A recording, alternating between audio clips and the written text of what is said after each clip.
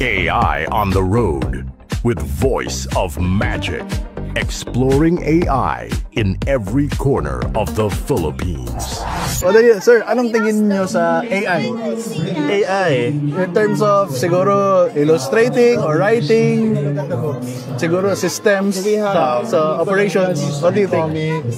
for me, AI, minsan makakatulong siya eh.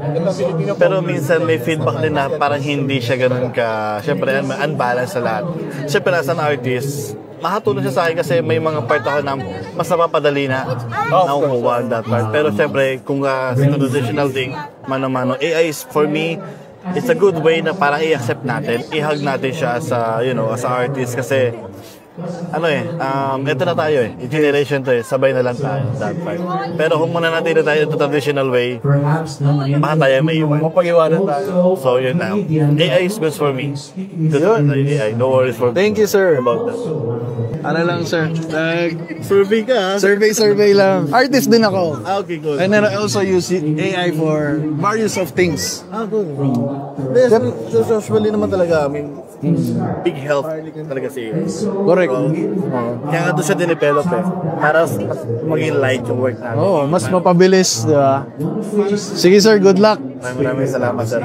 Kausapin mo lang. Paano palagi akong nakakalimot ng ginagawa ko? Normal lang naman makalimot minsan, lalo na kung marami kang iniisip. Pwede kang gumamit ng mga tools para maalala yung mga kailangan mong gawin, tulad ng paglalagay ng reminders sa phone mo, pagsusulat ng to-do lists, o kaya paggamit ng planner. Unti-unti mong i-incorporate yung mga simpleng habit na yan at makakatulong talaga yon para mas maging organized ka sa araw-araw. Ano pang tanong? Kalusugan, sa relasyon. Paano ang asawa ko hindi kami nagkakasundo? Minsan talaga dumarating sa punto na may mga hindi pagkakaunawaan sa relasyon. Importante na bukas kayong mag-uusap, makinig sa isa't isa at subukan ninyong intindihin ang perspective ng bawat isa.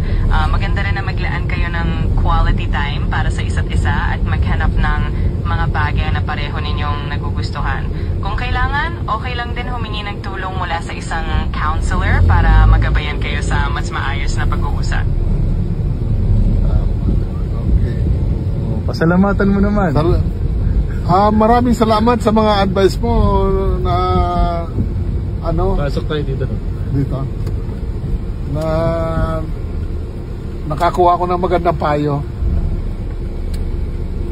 Walang anuman, masaya ako na nakatulong ako sa'yo.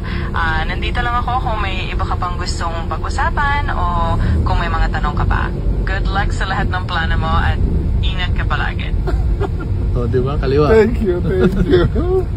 So anong masasabi mo sa AI ngayon? Nakausap mo, di ba? Mas okay pa sa tao. Paano mag-download yan, sir?